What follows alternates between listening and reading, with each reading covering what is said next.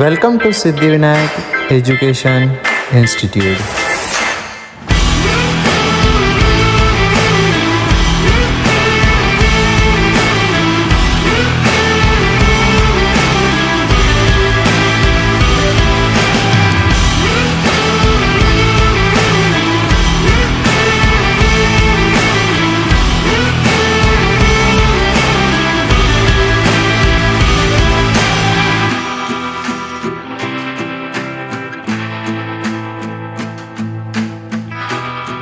Periodicity कभी कभी confusion create करता है कि down the group atomic radius increase हो रही थी कि डिक्रीज हो रही थी। सो विद द होप कि ये वीडियो आपके कंफ्यूजन का सॉल्यूशन होगा। Hello everyone, my name is Radha Bansal and I welcome you to the YouTube channel of Siddhivinayak education institute. हम बात करने वाले हैं पीरियोडिसिटी के बारे में। पीरियोडिसिटी क्या होती है, इसके पहले लेट्स सी कि पीरियोडिक टेबल क्या होता है। पीरियोडिक टेबल कंसिस्ट करता है of groups, periods and blocks. जब मैं बात कर रही हूँ ग्रुप्स के बारे में, तो पीरियोडिक टेबल में होते हैं 18 ग्रुप्स, जिसको इस तरीके से क्लासिफाई किया गया है कि उसके अंदर जो एलिमेंट्स है उनके कैरेक्टरिस्टिक्स सेम हो। लेकिन यहाँ हम कहीं कहीं एक्सेप्शंस भी देखते हैं, जैसे फॉर एग्जांपल ग्रुप 16, उसमें जो ऑक्सीजन का बिहेवियर है वो थोड़ा डिफरेंट है in comparison to all the other elements of the group.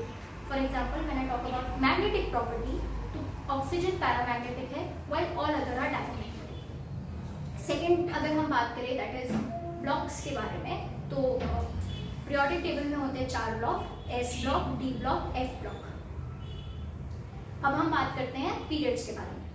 Periodic table में 7 पीरियड्स होते हैं, जिसमें भी एलिमेंट्स इसी तरीके से क्लासिफाई किए गए हैं जिसमें उन सबका एनर्जी लेवल सेम है। Now let's come to our main topic that is periodicity. Periodicity का मतलब होता है रिपीटेटिव पैटर्न या ट्रेंड जो हम ऑब्जर्व करते हैं इन द पीरियोडिक टेबल जब हम डाउन द ग्रुप या अक्रॉस द पीरियड बात करें।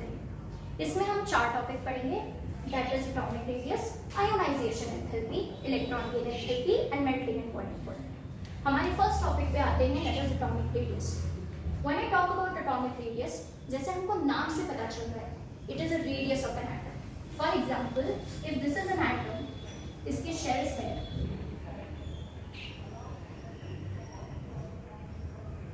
तो ये centre of atom that is nucleus से वैलेंस शेल का जो डिस्टेंस है इसको हम बोलते हैं एटॉमिक रेडियस।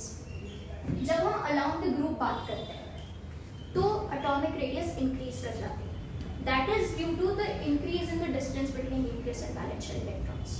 और जब हम अराउंड द पीरियड बात करते हैं तो एटॉमिक रेडियस डिक्रीज कर जाती है due to increase in effective nuclear charge. अब हम आते हैं हमारे सेकेंड टॉपिक की, that is ionization enthalpy. Ionization enthalpy, enthalpy का मतलब होता है टोटल एनर्जी।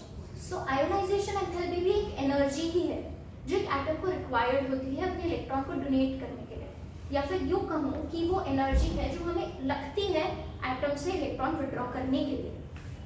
अब जब मैं बात करती हूँ अलोंग द पीरियड के बारे में, तो आयोनाइजेशन एंथैल्पी इंक्रीज हो जाती है, क्योंकि जैसे कि हमने देखा कि एटॉमिक रेडियस इंक्रीज कर रही है तो फोर्स ऑफ अट्रैक्शन जो है न्यूक्लियस का वैलेंस शेल पे वो इवेंचुअली डिक्रीज कर जाता है। एंड बिकॉज इलेक्ट्रॉन फिर क्योंकि आयोनाइजेशन एंथैल्पी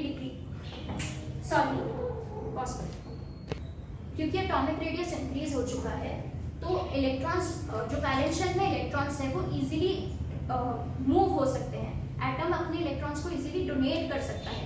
इस वजह से आयोनाइजेशन एंथैल्पी जो है वो डिक्रीज कर जाएगी अलोंग द ग्रुप इंक्रीज करेगी and along the period decrease करेगी, क्योंकि एटॉमिक रेडियस जो है वहाँ पर अलोंग द पीरियड डिक्रीज हो जाता है। हमारे थर्ड टॉपिक पे आते हैं, that is I forgot to mention a point here कि आयोनाइजेशन एंथैल्पी में हम अलोंग द पीरियड जब बात करते हैं तो हम यहाँ पे एक एक्सेप्शन देखते हैं। फॉर एग्जाम्पल जब मैं यहाँ पे अलोंग द ग्रुप जा रही हूँ तो ग्रुप 15 की आयोनाइजेशन एंथैल्पी जो होती है वो ज्यादा होती है in comparison to group 16, that is due to the semi not nature of group 15। मतलब कि जो ग्रुप 15 का जनरल इलेक्ट्रॉनिक कॉन्फ़िगरेशन है वो है NS2 and NP3। और जैसे कि हमने अकॉर्डिंग टू हुंस रूल देखा था कि जो हाफ फिल्ड ऑर्बिटल्स होते हैं वो कंपैरेटिवली ज़्यादा स्टेबल होते हैं in comparison to half filled orbitals जो नहीं होते हैं उनके कंपैरिजन में। जैसे कि यहाँ पे ग्रुप 16 की अगर मैं जनरल कॉन्फ़िगरेशन की बात करूँ तो इसका जनरल कॉन्फ़िगरेशन होता है NH2 NF4। तो यहाँ से इलेक्ट्रॉन को विड्रॉ करना ज़्यादा आसान होता है in comparison two electron group 15 के एटम से डोनेट करवाने के। अब हम आते हैं हमारे थर्ड टॉपिक पे, that is electron gain enthalpy. इसमें भी हम नाम से जैसे पता लगा सकते हैं कि इलेक्ट्रॉन गेन एंथैल्पी मतलब वो ये एनर्जी है जो इलेक्ट्रॉन को गेन कराने के लिए लगती है। जब हम अलोंग द ग्रुप जाते हैं तो इलेक्ट्रॉन गेन एंथैल्पी इंक्रीज कर जाती है, क्योंकि वैलेंस शेल का जो न्यूक्लियस का वैलेंस शेल पे अट्रैक्शन है वो इंक्रीज करता है। तो अलोंग द ग्रुप वो इंक्रीज कर जाएगी, क्योंकि अब मेटालिक कैरेक्टर इंक्रीज कर रहा है। अब एटम जो है वो इलेक्ट्रॉन्स को डोनेट करना चाह रहा है, तो उसको गेन कराने के लिए जो एनर्जी हमको लगेगी वो ज़्यादा लगेगी। वाइल जब हम पीरियड की बात करेंगे तो इलेक्ट्रॉन को गेन कराने के लिए जो एनर्जी है वो कम लगेगी। हम बात करते हैं अब हमारी फोर्थ एंड फाइनल प्रॉपर्टी पे, that is melting and boiling point. जब मैं बात कर रही हूँ अलोंग द ग्रुप की, तो melting and boiling point increase हो जाता है और अलोंग द पीरियड वो डिक्रीज हो जाता है, क्योंकि हमको पता है कि melting and boiling point is a function of molecular mass.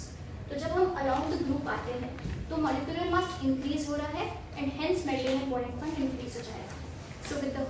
So thank you.